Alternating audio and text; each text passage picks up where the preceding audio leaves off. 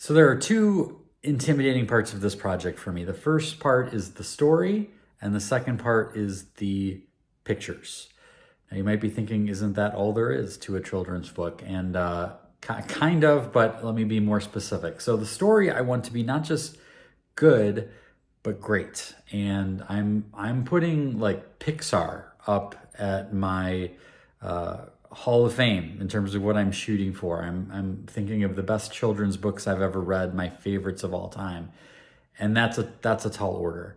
And I talked a little bit about how the writing has been going in the last video. The pictures are the other side of it. So the drawings, to me, the bones of the imagery, like I have a vision that I want it to be whimsical. I want them to be beautiful. I want them to be something that people love to look at. And I want to go beyond my first good ideas. So again, I have really high standards I'm putting myself up to. And so the drawing part, and to be specific, the coloring part will be fun. I'm going to love the coloring part. But the coloring part, like coloring average drawings, no good. All right, no bueno. So that's where I'm really a little bit intimidated by this project of like, am I going to make drawings that are as great as what I have in my head?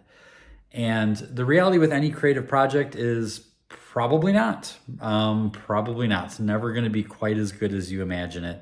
And that part of it is what can paralyze you from even beginning. And frankly, that is what has paralyzed me up until this point. I've had this idea in my head for years, and now I'm moving forward, and I'm going right up against, as Stephen Pressfield calls, the resistance, because now it's scary. So I'm giving myself permission to go for it. And part of what I think will help me make the drawings as good as they can be is to go beyond my first good idea.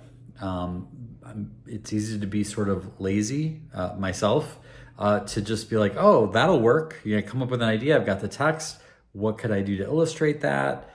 That'll work. That's perfect.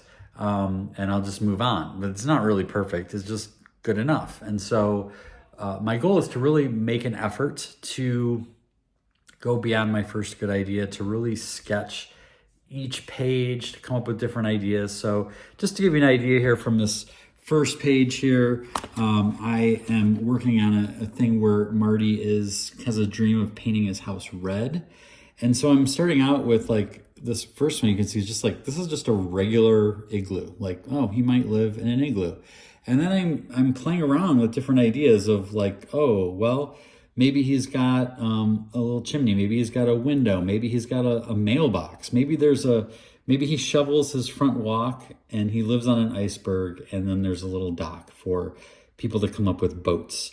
And so you can see here, I'm really trying to push from just this first idea of like, oh, it's an igloo and it'll be red, to what are the different elements that could make it more of a home, a little bit more whimsical. I have his little hole where the heat comes out is a little cockeyed there. And then you can see I'm playing around with how does that look with Marty in it, and it's as if it's in his imagination. So I don't know. I'm not sure. I'm happy with where this is going on this particular page, from the first idea of like, oh, it's an igloo. And frankly, my first idea was just to make a house, like as if he just lived in a regular house. I'm like, well, he's a penguin, probably lives in an igloo, maybe. That could be fun. And so I think as I go along, I'm going to continue to push the whimsy of it. And no doubt when I get to the coloring pages, the coloring part, there'll probably be other little changes and tweaks I add. But it's really important for me to get each page dialed in to a point where I think it's great, and at least as good as I can make it. And definitely the goal is to push beyond just good.